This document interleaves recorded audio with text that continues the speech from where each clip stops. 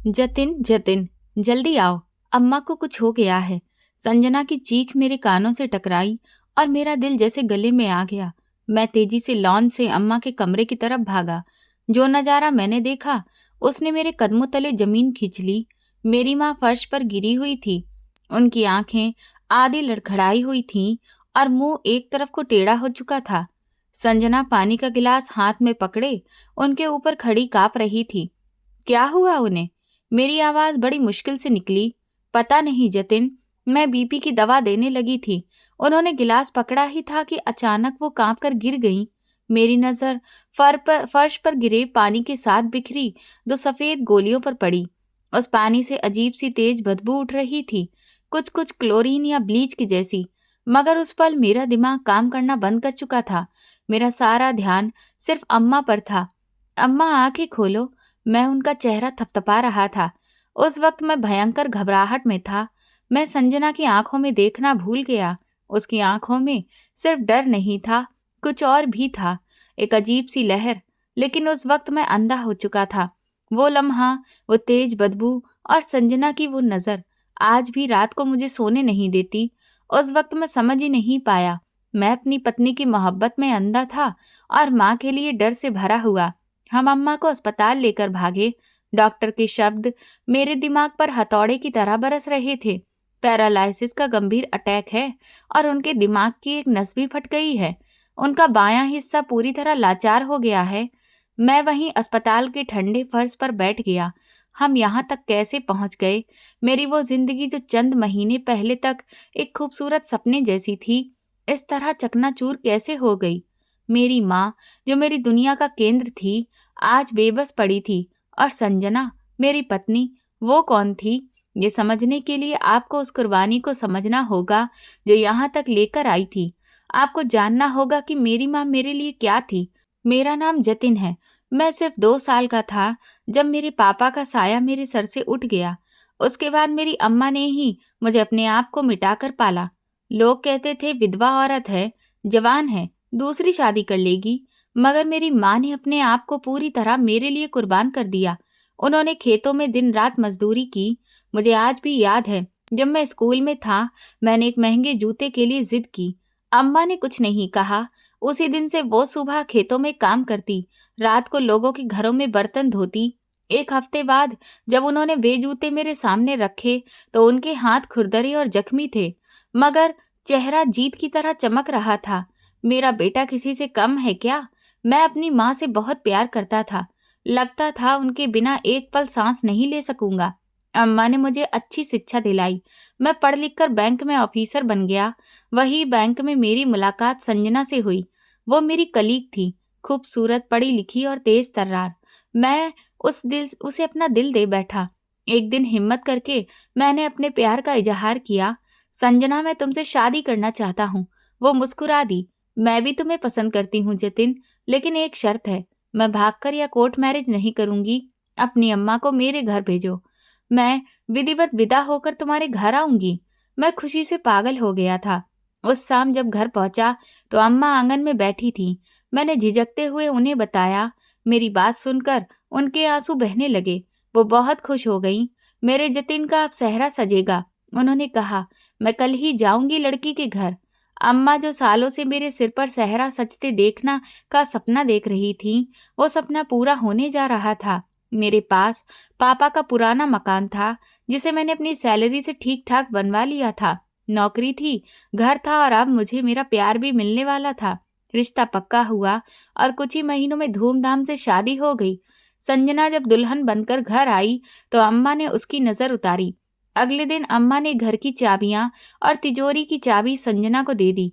देखो बेटी, उन्होंने उसके सिर पर हाथ रखते हुए कहा, ये घर, ये नौकरी, ये पति सब तुम्हारा है।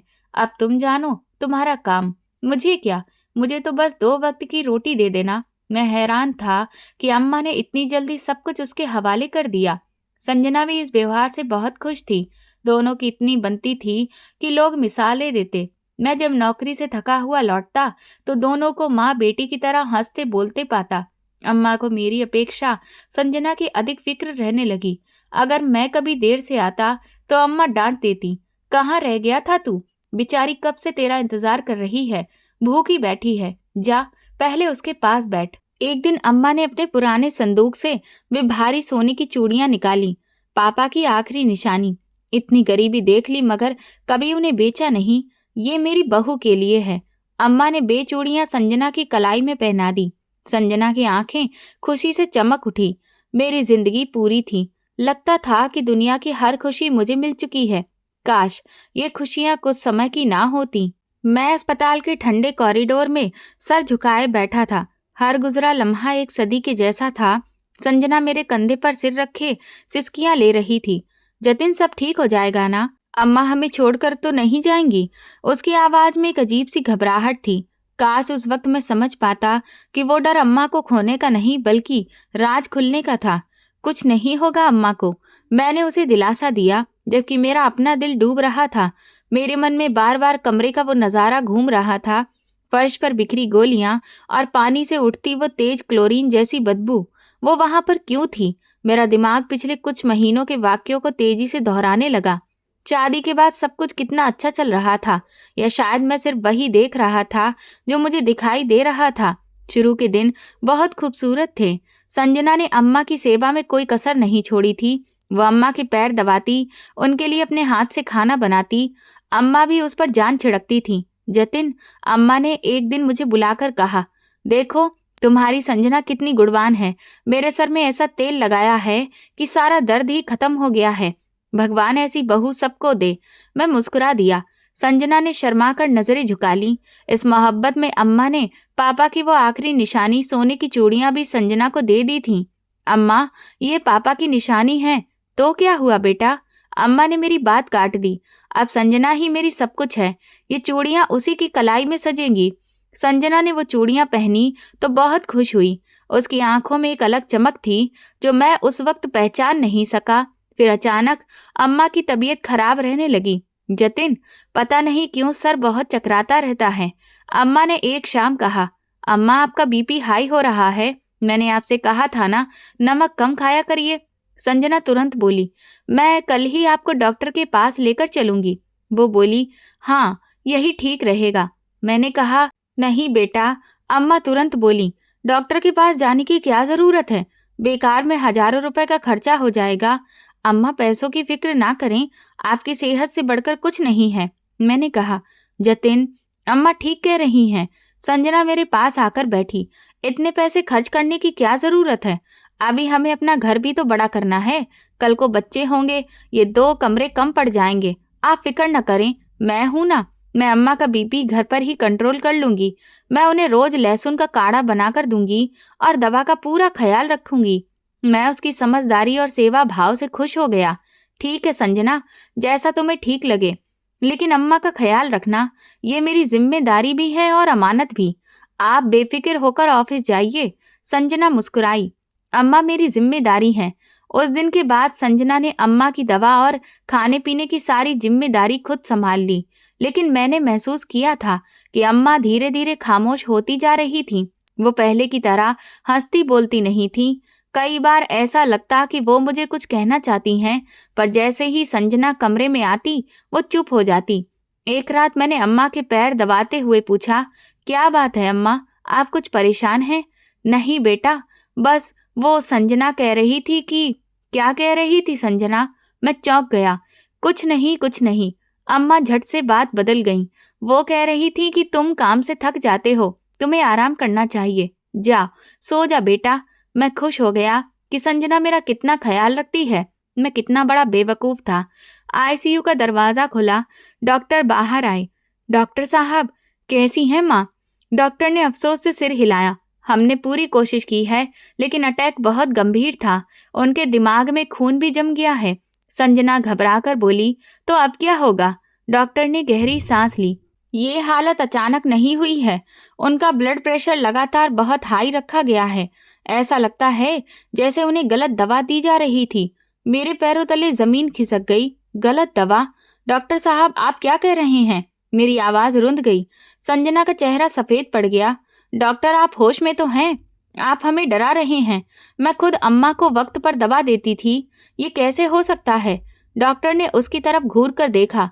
रिपोर्ट झूठ नहीं बोलती। उनका बीपी खतरनाक स्तर पर था, लगातार। खैर, अब उन्हें अस्पताल में रखने का कोई फायदा नहीं। घर ले जाइए, फिजियोथेरेपी शुरू करवाइए, दवाओं का खास ख्याल रखिए। हम अम्मा को घर ले आए। घर जो अम्मा की हंसी से भरा रहता था, आज मातम की तरह चुप था। अम्मा का बायां हाथ और पैर बिल्कुल बेजान पड़ा था। जुबान लड़खड़ा रही थी। मैं उनके पैरों में बैठ गया और फूट फूट कर रोने लगा। मुझे माफ कर दीजिए अम्मा, ये सब हमारी लापरवाही से हुआ। जतिन, संजना की आवाज तनी हुई थी। आप मुझ पर इल्जाम लगा रहे हैं? मैं उनकी सेवा में कोई कमी छोड़ती थी? नहीं संजना, मैंने तुरंत कहा। मैं कह रहा हूं कि हम दोनों से लापरवाही हुई है। अब हमें मिलकर उनका पहले से ज्यादा ध्यान रखना है। संजना ने धीरे से सांस छोड़ी, जैसे खुद को संभाल रही हो। वो मेरे पास आई और मेरे कंधे पर हाथ रखा।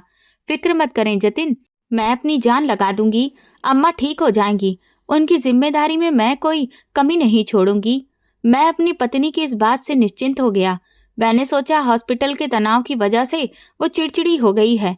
शुरू के दिनों में संजना ने सच में अम्मा की बहुत सेवा की। मैंने अम्मा के लिए एक फिजियोथेरेपिस्ट का भी बंदोबस्त कर लिया था। संजना रात को उठकर अम्मा को देखती, उनके कपड़े बदलती, उन्हें वक्त पर दवा देती। मैं रात को जब भी जाता, संजना को अम्मा के पास पाता। संजना तुम सो जाओ, मैं देख लेता हूँ। मैं कहता तो वो कहती, नहीं जतिन, आप दिन भर के थके होते हैं, आप सो जाइए। अम्मा की सेवा करना मेरा फर्ज है। मेरा दिल संजना के लिए प्यार से भर जाता। मैं सोचता कि मैं कितना खुश नसीब हूँ कि मुझे ऐसी बीवी मिली है। लेकिन ये फर्ज निभाने का नाटक ज्यादा दिन तक नहीं चल सका। जैसे जैसे दिन हफ्तों में बदले, अम्मा की हालत में कोई खास सुधार नहीं आया। उस अटैक ने उनके दिमाग पर भी असर डाल दिया था। उन्हें अक्सर एहसास ही नहीं होता था कि उनका वॉशरूम बिस्तर पर ही निकल जाता था। एक रात मैं संजना की तेज आवाज से उठ बैठा। हे भगवान! फिर से मैं घबराकर उठा। क्या हुआ? सब ठीक है? क्या ठीक है? अम्मा ने फिर से सारा बिस्तर खराब कर दिया है। पूरे कमरे में गंदगी फैल गई है। मेरा तो सोना ही मुश्किल हो गया है। उसके अंदाज पर मैं चौंक गया। संजना, अम्मा बीमार हैं, उन्हें एहसास नहीं है। धीरे बोलो, वो जाग जाएंगी। तो जाग जाएं। तुम तो आराम से दूसरे कमरे में सो जाते हो। सारी रात उनकी गंदगी के बीच मैं जागती हूँ। थक गई हूँ मैं ये सब करते करते। मैंने उसे समझा बुझाकर चुप कराया। मुझे लगा कि वो अम्मा की बीमारी से नहीं, बल्कि अपनी दूसरी तकलीफ से चिड़चिड़ी है। हमारी शादी को 1.5 साल होने को था और अभी तक हमारी कोई औलाद नहीं हुई थी। मैंने सोचा शायद वो उसी वजह से दबाव में है और अम्मा की बीमारी ने उसका गुस्सा बढ़ा दिया है। लेकिन ये तो सिर्फ शुरुआत थी। संजना का असली रूप अब धीरे धीरे सामने आ रहा था। अगले दिन मैं अम्मा के पास बैठा, उनके पैर दबा रहा था। वो जाग रही थी और मुझे ही देख रही थी। उनकी आंखों में आंसू थे। क्या हुआ माँ? मैंने नरमी से पूछा। अम्मा ने अपना दायां हाथ जो ठीक था उठाने की कोशिश की। उनका मुंह खुला और एक टूटी हुई आवाज निकली, संजना। क्या किया संजना ने माँ? वो कुछ कहना चाहती थी, मगर उनकी जुबान साथ नहीं दे रही थी। उनकी आंखों में एक डर था। वो मुझे देखकर बस रोए जा रही थी। उसी वक्त संजना कमरे में आ गई। ओह, आप जाग रही हैं? उसने कहा, मगर उसकी आवाज में हमदर्दी नहीं थी। अम्मा ने संजना को देखते ही आंखें घुमा ली और दीवार की तरफ देखने लगी। अम्मा का यूं मुंह फेर लेना मेरे दिल में छेद कर गया। मैंने संजना के चेहरे पर एक पल के लिए आई बेचैनी देखी, जिसे उसने फौरन छुपा लिया और तुरंत अपने स्वर में मिठास भर ली। अम्मा, आप मुझसे नाराज हैं क्या? अम्मा ने आंखें जोर से बंद कर ली। क्या हुआ संजना? मैं खड़े होते हुए बोला। अम्मा ऐसे क्यों कर रही हैं? मुझे क्या पता जतिन, सारा दिन उनकी सेवा करती हूँ। शायद अब मेरी शक्ल अच्छी नहीं लगती है उन्हें। उसकी आवाज में तीखापन साफ था। मैंने बात संभाली। ऐसी बात नहीं है, वो बीमार हैं, शायद तकलीफ में हैं। हाँ हाँ, तकलीफ तो बस उन्हीं को है। वो बड़बड़ाती हुई कमरे से निकल गई। मैंने अम्मा के चेहरे पर हाथ फेरा। वो मुझे देखकर लगातार रो रही थी। अम्मा बताइए, क्या संजना ने कुछ किया है? अम्मा ने इनकार में सिर हिलाया, मगर उनके आंसू रुक नहीं रहे थे। वो मुझे कुछ कहना चाहती थी, मगर अटैक ने उनकी जुबान छीन ली थी। मैं उस वक्त समझ नहीं सका कि उनका इनकार दरअसल संजना के डर का इजहार था। अगले दिन अम्मा के फिजियोथेरेपिस्ट आया। डॉक्टर ने कुछ कहा था कि लगातार थेरेपी से शायद कुछ सुधार आ जाए। शाम को जब मैं ऑफिस से लौटा तो थेरेपिस्ट अम्मा की एक्सरसाइज करवा रहा था। मैं वहीं बैठ गया। थेरेपिस्ट एक गंभीर आदमी था।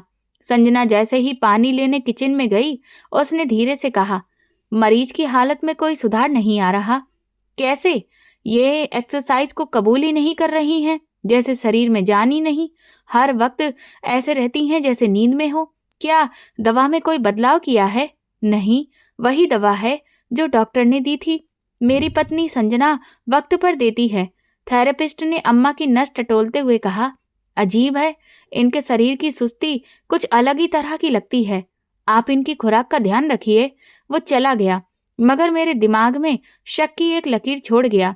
क्या अम्मा की दवा ठीक है या संजना कोई गड़बड़ कर रही है? रात के खाने पर मैं खामोश था। संजना ने नोट किया, क्या बात है, ऑफिस में परेशानी है? नहीं, अम्मा के बारे में सोच रहा था। थेरेपिस्ट कह रहा था कि उनकी हालत सुधर नहीं रही। वो कह रहा था कि अम्मा हर वक्त नींद में रहती हैं। मेरे इतना कहने पर ही संजना के हाथ से चम्मच गिर गया। क्या मतलब? वो इल्जाम लगा रहा है कि मैं ख्याल नहीं रखती। नहीं संजना, उसने ऐसा नहीं कहा। बस बस, क्या आप बाहर के लोग मुझे बताएंगे कि मैं अपनी सास की सेवा कैसे करूं? तुम जानते भी हो मैं कितना ख्याल रखती हूँ, और बदले में ताने मिल रहे हैं। मैंने पहली बार संजना को इस तरह चिल्लाते देखा। संजना, मैंने ताना नहीं दिया। हाँ, क्योंकि तुम्हें तो बस अपनी माँ की फिक्र है। मैं क्या हूँ? 1.5 साल हो गया शादी को, हमने अपनी जिंदगी शुरू ही नहीं की। पहले उनकी शादी की फिक्र और अब उनकी बीमारी। मैं थक गई हूँ जतिन।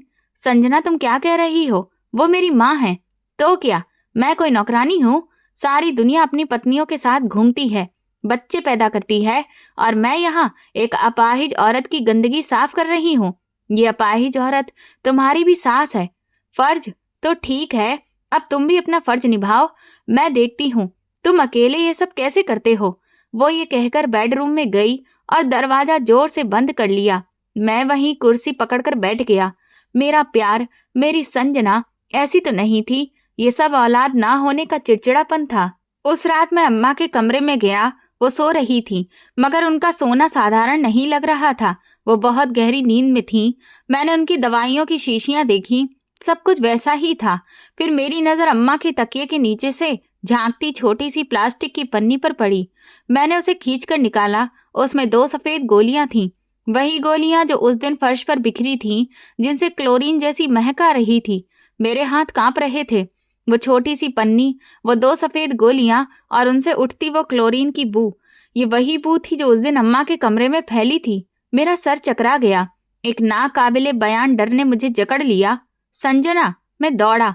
मेरी आवाज में इतना गुस्सा था कि मैं खुद हैरान रह गया। मैं तूफान की तरह बेडरूम में दाखिल हुआ। शायद संजना बिस्तर पर लेटकर रोने का नाटक कर रही थी। मेरी दहाड़ से उछल पड़ी। क्या बात है, क्यों चिल्ला रहे हो? उसने आंखों पर हाथ रखते हुए कहा। मैंने वो प्लास्टिक की पन्नी उसके चेहरे के सामने कर दी। ये क्या है संजना? उसकी आंखें एक लम्हे के लिए फैल गईं। उसने पन्नी को देखा और फिर मेरी आंखों में। क्या मतलब है? कोई गोलियां हैं? कोई भी गोलियां हो। मैं गुस्से से कांप रहा था।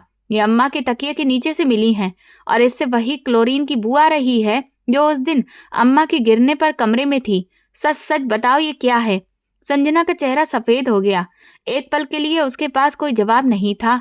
फिर उसकी आंखों में डर की जगह गुस्सा आ गया। वो तेजी से खड़ी हुई। तुम मुझ पर इल्जाम लगा रहे हो? तुम्हारी हिम्मत कैसे हुई? तुम ये कह रहे हो कि मैं तुम्हारी माँ को कुछ देने लगी हूँ? मैं सिर्फ पूछ रहा हूँ संजना, ये गोलियां वहां कैसे आईं? मैंने अपनी आवाज धीमी रखने की कोशिश की, मगर मेरा दिल फटने वाला था। मुझे क्या पता? उसने हाथ झटक दिया। हो सकता है तुमने जो फिजियोथेरेपिस्ट लगाया है ये उसकी कोई दवा हो, या शायद अम्मा ने खुद ही कहीं से उठाकर रख ली हो। उनका दिमाग वैसे भी ठीक से काम नहीं करता। झूठ मत बोलो संजना, अब मुझसे रहा नहीं गया। ये वही गोलियां हैं, मुझे सब याद है। याद है? तुम्हें क्या याद है? वो मुझ पर हमलावर हो गई। तुम्हें बस अपनी अम्मा याद है। ये याद नहीं कि मैं सारा दिन उनकी गंदगी साफ करती हूँ। ये याद नहीं कि मेरी अपनी जिंदगी नरक बन गई है। संजना, बात मत बदलो। उन गोलियों की बदबू, अरे भाड़ में जाए वो गोलियां। उसने मेरे हाथ से पन्नी छीनकर फर्श पर फेंक दी। मैं तंग आ गई हूँ तुम्हारी इस अम्मा अम्मा की रट से। हाँ, मैंने रखी होगी। वो मेरी नींद की गोलियां हैं। मैं तुम्हारी माँ की वजह से सो नहीं पाती, इसीलिए खाती हूँ। अब खुश? नींद की गोलियां? मैं उलझ कर बोला। नींद की गोलियों से क्लोरीन की बदबू क्यों आएगी संजना? मेरा सवाल बिल्कुल सही था। वो लाजवाब हो गई। वो एक पल को रुकी, फिर एकदम रोने लगी। हे भगवान जतिन, वो सर पीट पीट कर रोने लगी। तुम अब मेरी दवाओं की भी जांच करोगे? मुझ पर शक कर रहे हो? उस औरत के लिए जिसने मेरी जिंदगी बर्बाद कर दी, तुमने साबित कर दिया कि तुम्हें मुझसे नहीं, सिर्फ अपनी अम्मा से प्यार है। वो दहाड़ मार मार कर रो रही थी। मैंने तुम्हारे लिए क्या कुछ नहीं किया? तुम्हारे घर को संभाला, तुम्हारी अपाहिज माँ की सेवा की, और तुमने मुझे क्या दिया? शक, इल्जाम। मैं बेबस हो गया। मेरी संजना इस तरह टूट कर रो रही थी। क्या मैं सच में गलत था? क्या ये सब मेरी थकान और वहम था? संजना, मेरा मतलब। जतिन, बहुत हो गया। वो अचानक उठी और अपने आंसू पोंछे। मैं अब उस घर में एक पल नहीं रह सकती जहां मुझ पर ऐसा शक किया जाए। संजना, होश में आओ, अम्मा बीमार हैं। उसने मेरा हाथ झटक दिया।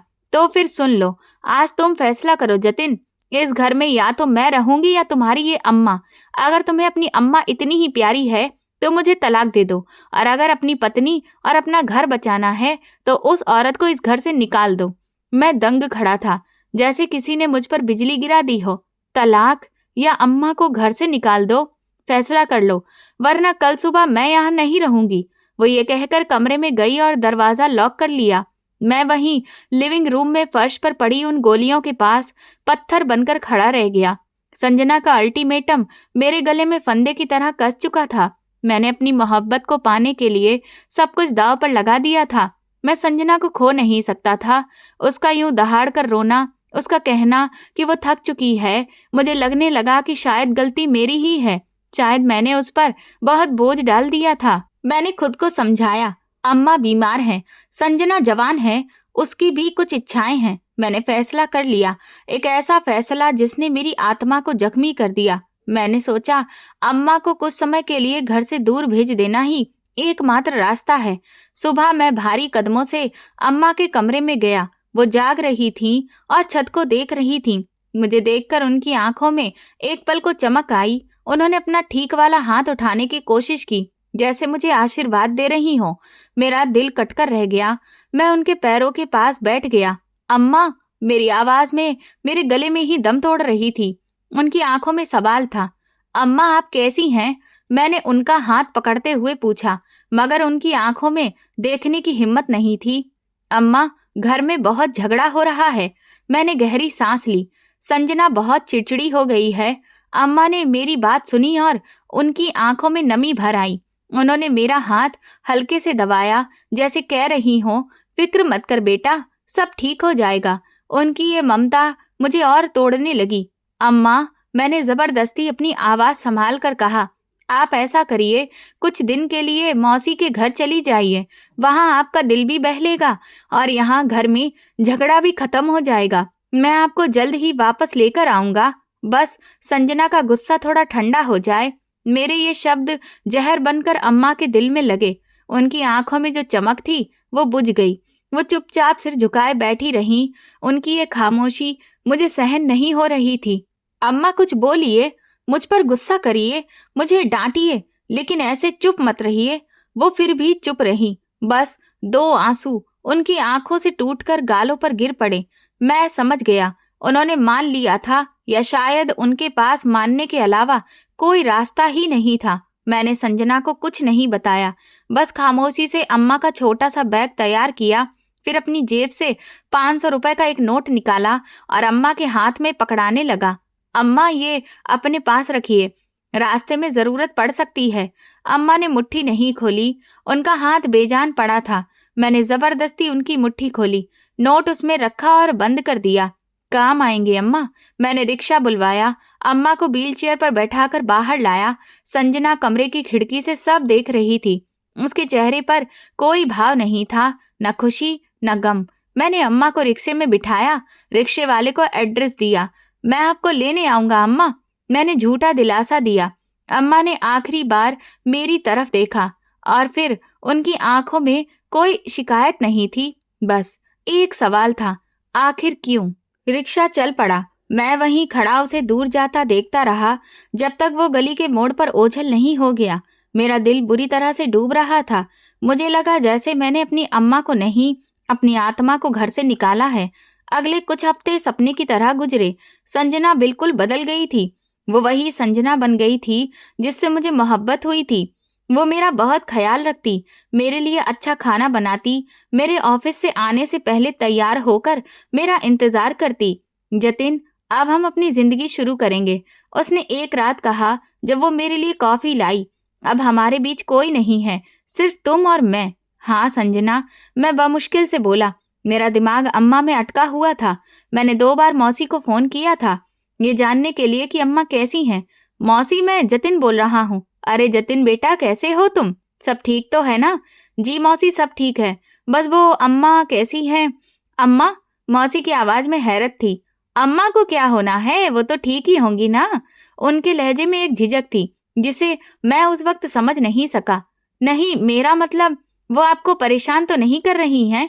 अरे नहीं बेटा, कैसी बातें करते हो, वो मेरी बहन है, तुम फिक्र ना करो। मैंने फोन बंद कर दिया, मगर मेरा दिल सुकून में नहीं था। उधर संजना के रंग ढंग ही बदल गए थे। उसने घर में पार्टियां रखनी शुरू कर दी। हर दूसरे दिन उसकी सहेलियां, जिन्हें मैं ठीक से जानता भी नहीं था, घर पर मौजूद होती। ठहाकों और म्यूजिक की आवाज से घर गूंजता रहता। संजना, ये सब क्या है? मैंने एक दिन परेशान होकर कहा। ये रोज रोज का हंगामा। अरे जतिन, अब जीना भी छोड़ दूं क्या? उसने लापरवाही से कहा। इतने बुरे दिन देखे हैं, थोड़ी खुशी मनाने दो। फिर उसने घर को पूरी तरह बदल देने का प्लान बना लिया। जतिन, मुझे लगता है कि हमें ये पुराना फर्नीचर बदल देना चाहिए और अम्मा वाले कमरे को हम एक बेहतरीन से टीवी लॉन्च बना देते हैं। संजना, मैं पहली बार उस पर गुस्सा हुआ। हमारे पास इतने पैसे नहीं हैं और वो अम्मा का कमरा है। पैसों की फिक्र तुम क्यों करते हो? वो हंस दी। मेरे पास है ना। एक शाम मैं घर आया तो देखा संजना ने अपने जेवरों का डिब्बा खोला हुआ था। ये देखो जतिन, उसने मुस्कुराकर कहा।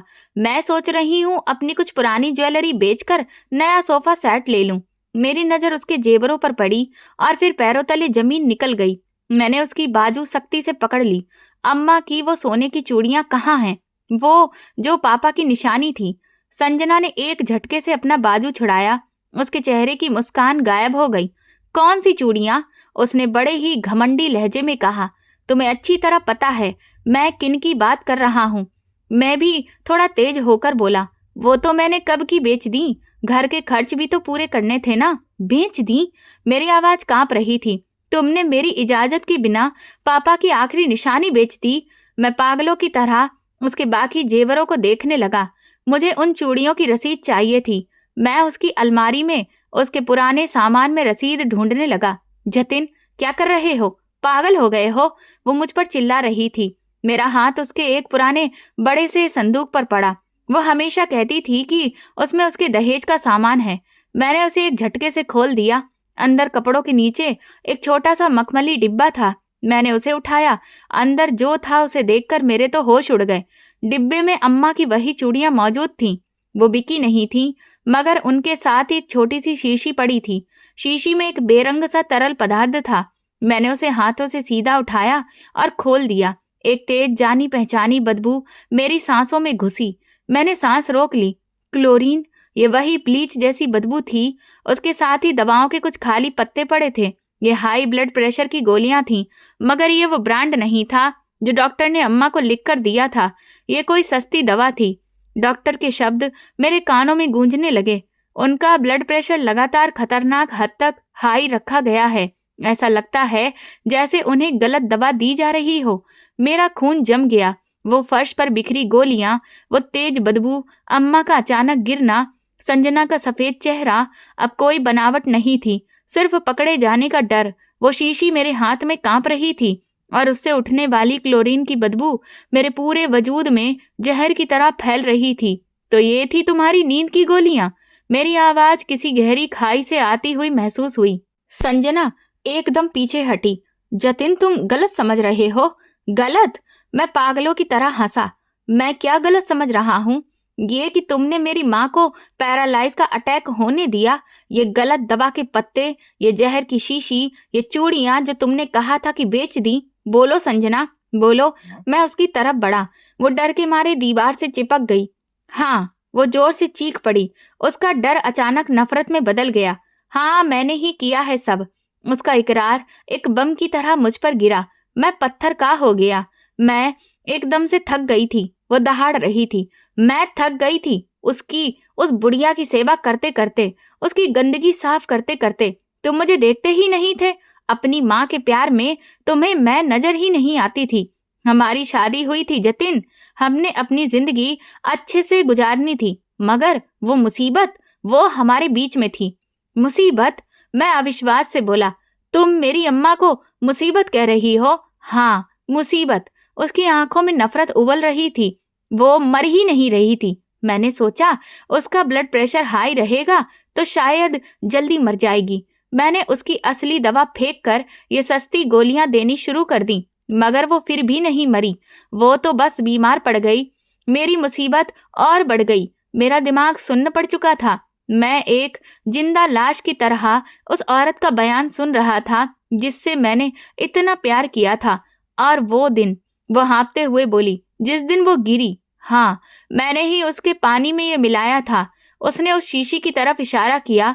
मैंने सोचा आज तो उसका काम तमाम हो जाएगा, मगर वो फिर भी बच गई, सिर्फ लाचार हुई। मेरी मुसीबत और बढ़ गई। मैंने आंखें बंद कर ली। डॉक्टर के शब्द, अम्मा की बेबसी, उनकी आंखों का डर, सब कुछ एकदम साफ हो गया। अम्मा मुझे यही कहने की कोशिश करती थी। वो संजना से डरती थी और मैं बेवकूफ, अपनी पत्नी की मोहब्बत में अंधा, अपनी माँ के डर को समझ ही नहीं सका। तुम एक कातिल हो। मेरे मुंह से सिर्फ यही शब्द निकले। मुजरिम हो तुम। वो हंसी। मैंने उसे मारा नहीं जतिन, मैं तो बस उसे रास्ते से हटा रही थी और तुमने खुद उसे घर से निकाल दिया मेरी खातिर। उसके आखिरी शब्द तीर की तरह मेरी आत्मा पर पड़े। हाँ, मैं भी उसके जुर्म में बराबर का हकदार था। मैंने अपनी अम्मा को एक चुड़ैल की बातों में आकर घर से निकाल दिया था। और ये चूड़ियां, उसने बौखलाहट भरे अंदाज में चूड़ियों को देखा, ये तो मैं बेचने ही वाली थी। तुम वक्त पर आ गए। बस बहुत हो चुका। मेरे अंदर का सारा लावा फट पड़ा। मैंने उसकी बाजू इतनी जोर से पकड़ी कि वो चिल्ला उठी। निकल जाओ। मैं चिल्लाया, निकल जाओ इस घर से अभी के अभी। जतिन, अब उसका अंदाज बदल गया। वो मेरे पैरों में गिर पड़ी। जतिन, मुझे माफ कर दो, मुझसे गलती हो गई। मैं तुमसे बहुत प्यार करती हूँ। मैं ये सब नहीं करना चाहती थी। मोहब्बत? मैंने उसे धक्का दिया। ये मोहब्बत नहीं है, दरिंदगी है। तुम जैसी औरत को अपनी पत्नी कहते हुए भी मुझे शर्म महसूस होती है। जतिन, मेरी बात सुनो, मुझे माफ कर दो। वो रो रही थी, गिड़गिड़ा रही थी। मैं तुम्हें तलाक दे दूंगा संजना, मैं चिल्लाया। मैं तुम्हें अपने साथ नहीं रख सकता। निकल जाओ। मैं उसे बाजू से घसीटते हुए दरवाजे तक लाया और बाहर धकेल दिया। दोबारा अपनी शक्ल मत दिखाना। मैंने दरवाजा उसके मुंह पर बंद किया और वहीं फर्श पर गिर पड़ा। मेरा सारा गुस्सा आंसुओं में बह गया। मैं क्या मना कर दिया? ये क्या कर दिया मैंने?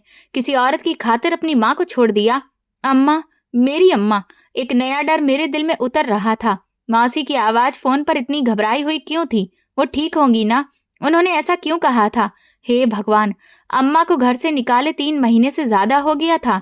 मैंने उनकी खबर तक नहीं ली। मैं अपनी पत्नी के साथ खुशियां मनाता रहा और मेरी माँ, मेरा दिल अनहोनी के डर से बैठ गया।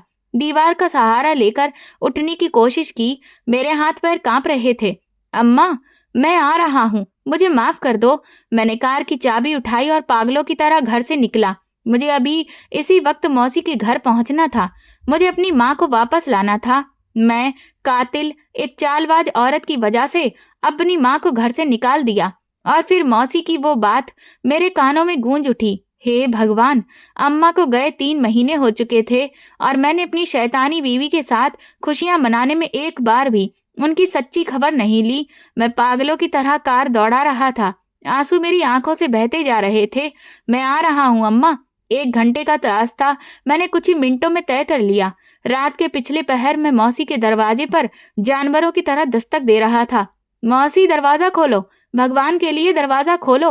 मोहल्ले के कुत्ते भौंकने लगे। मौसी ने घबराकर दरवाजा खोला। मुझे इस हालत में देखकर वो डर गईं। जतिन बेटा, इस वक्त सब ठीक तो है? अम्मा कहाँ है मौसी? मैं हाँफते हुए बोला। अम्मा कैसी हैं? मुझे उनसे मिलना है। मौसी का चेहरा एकदम सफेद पड़ गया। उन्होंने हैरत से मुझे देखा। अम्मा? कौन सी अम्मा बेटा? अरे मेरी अम्मा मौसी, मेरी माँ, मैं चिल्लाया, जिन्हें मैं 3 महीने पहले रिक्शे पर बिठाकर आपके घर भेज चुका था। मौसी ने सिर पर हाथ मार लिया। जतिन, तुम होश में तो हो? क्या कह रहे हो? उनकी आवाज कांप रही थी। तुम्हारी अम्मा यहाँ कभी नहीं आई। भगवान कसम, ऐसा कोई रिक्शा यहाँ नहीं रुका। ये सुनकर मेरे पैरों तले जमीन खिसक गई। नहीं, मैं दहाड़ा, ये नहीं हो सकता, वो रिक्शा यहीं आया था। मैंने ड्राइवर को, मेरी आवाज गले में ही घुट गई। मौसी भी रोने लगी। हमें तो बाद में लोगों से पता चला कि तूने बहू के कहने पर अपनी अम्मा को घर से निकाल दिया। बेटा, हमने तुझे बद्दुआ नहीं दी, बस सोचा कि तू खुद आकर बताएगा, मगर तेरी अम्मा यहाँ नहीं आई। मैं वहीं दहलीज पर बैठ गया। मेरा दिमाग सुन्न हो गया। 3 महीने हो गए थे मेरी माँ को घर से निकले। वो लाचार थी, बोल नहीं सकती थी। अगर वो मौसी के घर नहीं आई तो फिर कहाँ गई? मौसी, मैं रो पड़ा। कहाँ गई होंगी? मुझे क्या पता बेटा। मौसी भी रो रही थी। मैं अगले ही पल उठा और कार की ओर भागा। मैं पागल हो चुका था। मैंने अपनी माँ को खो दिया था। मैं जगह जगह अपनी माँ को ढूंढने लगा। 2 दिन तक मैं सोया नहीं, कुछ खाया नहीं। मैं हर अस्पताल, पुलिस स्टेशन, हर आश्रम के चक्कर काटता रहा। पर्स से अम्मा की तस्वीर निकालकर हर आने जाने वाले को दिखाता रहा। भगवान के लिए, मेरी अम्मा को देखा है क्या? वो बोल नहीं सकती, बीमार है। कोई मुझे पागल समझकर हटा देता, कोई तरस खाकर मना कर देता। कहाँ हो अम्मा? मैं सड़क के बीच खड़ा चिल्ला रहा था। कहाँ ढूंढूं तुम्हें? लगातार 2 दिन की भागदौड़ के बाद मैं टूट चुका था। मेरी हालत भिखारी से भी बदतर थी। मैं थक कर एक वीरान सड़क पर बैठ गया। सामने कोने में एक बड़ा सा कचरे का डंपर था। बदबू से दिमाग फट रहा था, पर मुझे कुछ होश नहीं था। मैंने अपनी माँ को मार डाला। मैं खुद से कह रहा था, मैं मुजरिम हूँ। उसी वक्त मेरी नजर कचरे के डंपर के पास पड़ी। पुराने कपड़ों और गत्तों के ढेर में कोई बैठा था। हद से ज्यादा गंदी, फटी हुई काली चादर में लिपटा हुआ एक वजूद। मेरा दिल धक धक करने लगा। नहीं, ये नहीं हो सकता। मैं कांपते कदमों से उसकी ओर बढ़ा। जैसे जैसे मैं पास गया तो दिल मेरा गले में ही अटकने लगा। अम्मा, मेरी आवाज फुसफुसाहट में बदली। वो वजूद धीरे से हिला। उसने चादर हटाई और मेरा दिल फट गया। वो चेहरा चेहरा नहीं, हड्डियों का ढांचा था जिस पर बस खाल चढ़ी थी। आंखें भीतर धसी हुई, गाल पिचके हुए, पर वो आंखें, वो मेरी माँ की आंखें थीं। अम्मा, ये कहकर मैं चिल्लाया और उनके पैरों में गिर गया। मैं उनकी टांगों से, जो सिर्फ हड्डियां रह गई थी, लिपट गया।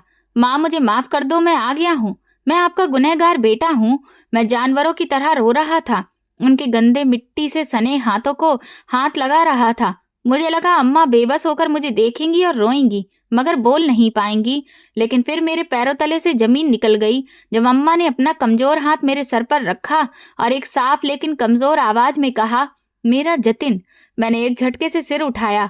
मैं इतना ज्यादा हैरान हो चुका था जैसे किसी इंसान ने भूत देख लिया हो। अम्मा, आपकी आवाज, कहाँ चली गई थी आप? बोल सकती हैं आप? अम्मा ने मेरी तरफ देखा। उनकी आंखों में न गुस्सा था न शिकायत, बस एक माँ की ममता का थका हुआ समंदर। हाँ बेटा, वो बहुत धीरे से बोली, जब भगवान को अपने गुनहगार बंदों पर रहम आता है तो वो चमत्कार भी कर देता है। तो फिर आप यहाँ क्यों, इस कचरे के ढेर पर? मैं पागलों की तरह पूछने लगा। आप मौसी के घर पर? मैं मौसी के घर पर कभी गई ही नहीं थी। अम्मा ने मेरी बात काट दी। उनकी आवाज में अभी भी वही पुराना प्यार था। जिस रिक्शे में तूने मुझे बिठाया था, मैं रास्ते में ही उतर गई। क्यों अम्मा, क्यों? मैं फूट फूट कर रो पड़ा, क्योंकि मैं अपने बेटे का घर टूटते नहीं देख सकती थी।